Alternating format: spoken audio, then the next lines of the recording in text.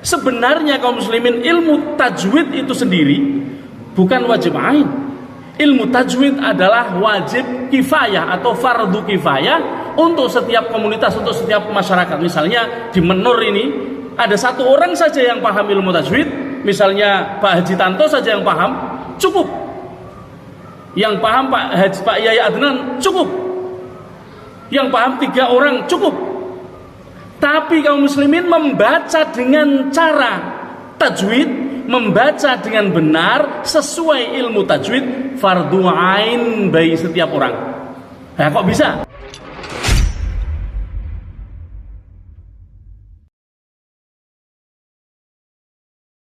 Assalamualaikum warahmatullahi wabarakatuh. Innal hamdalillah nahmaduhu wa nasta'inuhu wa nastaghfiruh wa na'udzu billahi min shururi anfusina wa min sayyiati a'malina. May yahdihillahu fala mudilla lahu wa may yudlil fala hadiya lahu. Ashhadu an la ilaha illallah wahdahu la syarika lahu wa ashhadu anna sayyidana Muhammadan 'abduhu wa rasuluh. La nabiyya ba'dah. Allahumma salli wa sallim wa barik ala sayyidina wa maulana Muhammadin wa ala alihi wa sahbihi wa man ittaba'al huda ila yaumiddin. Amma ba'du, fa ya ibadallah, usikum wa iyaya nafsi bi taqwallahi wa ta'ati faqad fazal muttaqun. Kaum muslimin, para jamaah salat Isya dan tarawih yang a'azzani wa iyyakumullah, yang dirahmati Allah Subhanahu wa taala.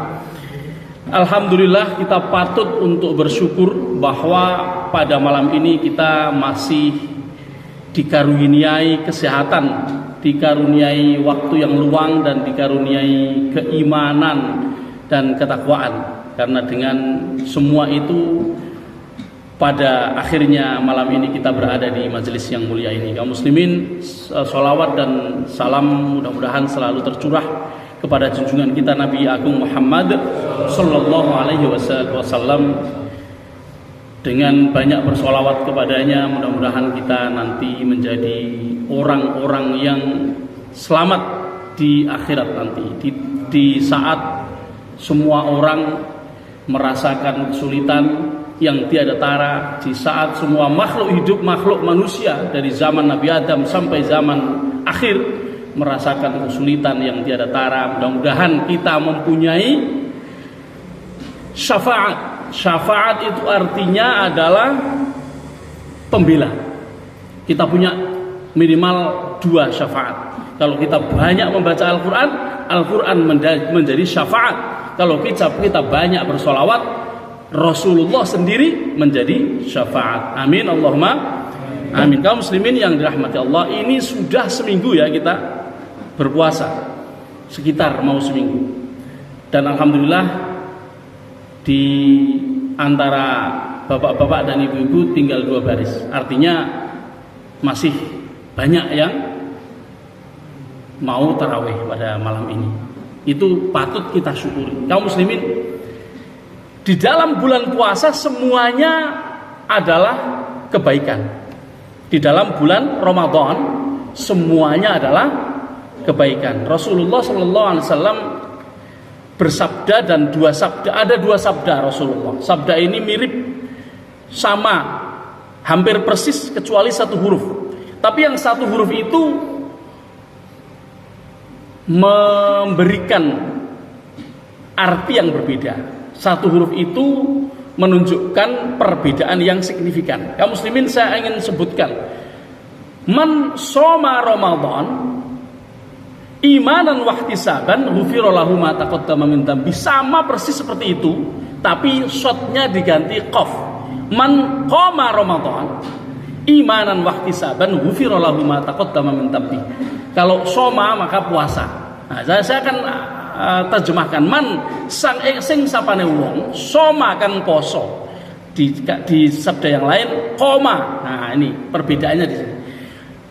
Kalau orang puasa kemudian dijanjikan oleh Allah melalui lisan Rasulullah, ghufira lahu ma taqaddama min dzambi, semua dosa-dosa yang pernah dilakukan, dosa kecil ya, bukan dosa besar.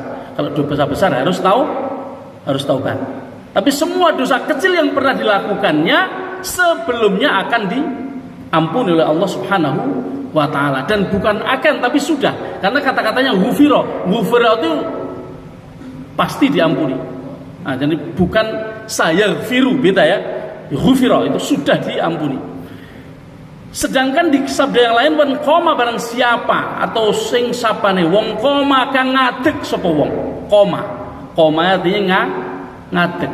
Lah terus ning bulan puasa terus suruh pacaran ngadeg gitu. Bukan begitu maksudnya. Koma artinya ngadeg, koma artinya berdiri, tapi maksud dari koma itu luas sekali. Kalau soma itu spesifik. Soma atau puasa itu artinya spesifik, yaitu menahan lapar, menahan haus, menahan nafsu. Gitu ya. 3 hal ini. Dari mulai subuh sampai maghrib. Itu kalau puasa, hanya itu aja, gampang. Semua orang bisa, anak kecil juga bisa. Tapi koma artinya berdiri itu maksudnya arti kalau di bahasa Indonesia nggak ada persamaannya masalahnya. Koma itu taunya berdiri gitu aja, tapi maksudnya adalah melakukan segala perbuatan baik, perbuatan ibadah selain puasa. Itu artinya koma. Sehingga di dalam banyak hadis disebutkan tentang qiyamul lail. Tahu ya? Qiyamul lail pasti semua orang tahu, yaitu bangun di malam hari, sepertiga malam yang terakhir. Itu kalau hari-hari biasa. Tapi kaum muslimin, qoma Ramadan itu memiliki arti yang sangat luas, yaitu kalau di hari-hari biasa yang diberi keistimewaan adalah qiyamul lail, hanya sepertiga malam dari 24 jam itu mungkin 2-3 jam saja. Tapi kalau di bulan Ramadan yang diberi keistimewaan adalah Ramadannya, qoma, sepanjang malam, sepanjang hari. Barang siapa melaksanakan qiyam apa tadi artinya? Melaksanakan ibadah apapun, perbuatan baik yang selain puasa. Jadi melaksanakan dengan serius selama hari, siang maupun malam, maka ghufira lahu ma taqaddama min dzambi. Nah, di sini saya kemudian ingin menyampaikan bahwa itulah kenapa kaum muslimin dari zaman dulu sampai sekarang bahkan hal-hal kecil dianggap sesuatu yang luar biasa karena di dalam bulan Ramadan. Contoh, kalau siang, ibadah kita yang bisa dilakukan itu kalau di siang hari apa? 1, bekerja. Bekerja itu kalau halal maka jadi ibadah. Yang kedua, ya baca Quran, sholat dan lain sebagainya. Kemudian sedekah misalnya. Kemudian afsyus salam, menyampaikan salam kepada orang lain, menolong orang lain dan lain sebagainya yang baik-baik, semuanya adalah qiyam Ramadan. Kemudian yang paling kecil di antara semua yang baik-baik apa? Tidur kaum muslimin. Tidur di bulan Ramadan ketika berpuasa. Tapi kalau ketika berpuasa, bukan kalau sudah malam. Kalau sudah malam tidur biasa. Tapi kalau masih dalam keadaan puasa tidur, itu lebih baik daripada ghibah misalnya. Lebih baik daripada melakukan hal-hal yang berdosa. Nah, sehingga tidur dianggap sebagai perbuatan yang mudah tapi bermanfaat dan mendapatkan pahala dari sisi Allah Subhanahu wa taala. Kaum muslimin, di malam-malam seringkali orang tadarus setelah tarawih ya. Jadi qiyamul lail banyak dianggap orang sebagai satu tarawih. Kalau tarawih atau sholat malam di hari-hari biasa kan harus tidur dulu, ya bukan harus, maksudnya orang tidur dulu qiyam, kemudian bangun di malam hari, di akhir malam sebelum subuh, kemudian sholat tahajud, sholat hajat, sholat lain-lainnya.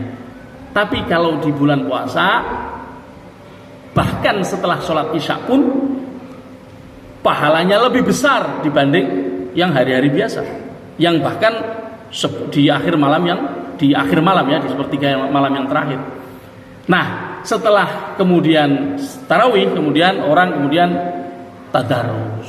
Nah, masuk ke tadarus kaum muslimin, saya ingin sedikit menyinggung, nanti mudah-mudahan setelah subuh saya bisa meneruskan tentang tadarus ini. Kaum muslimin di seluruh dunia banyak menganggap tadarus sekedar membaca. Saya ingin menyampaikan satu ilmu tentang tadarus ini.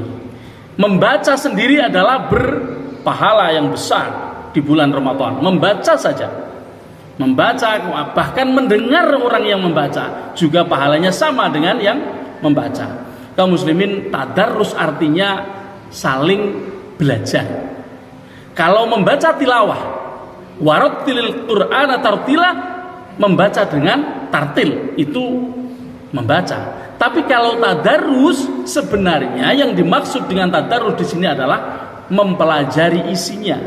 Ada dua macam isi di dalam Al-Quran. Isi yang pertama adalah isi ilmu dalam Al-Quran itu sendiri, apa yang dibaca itu sendiri. Dan yang kedua, ilmu cara membacanya. Ilmu cara membacanya ada di mana? Ada di sebuah ilmu namanya ilmu tajwid. Nah, dalam tadarus ini kaum muslimin akan jauh lebih bagus apabila setiap masjid kemudian tidak hanya membiarkan orang-orang membaca. Kadang-kadang orang yang membaca belum benar tapi dibiarkan. Jangan. Ketika membaca belum benar, dibenarkan. Dan yang membaca mulai, oh begini cara membaca yang benar, supaya orang pating gratul. Sehingga dari waktu ke waktu, dari tahun ke tahun semakin membaik. Itu tujuan tadarus.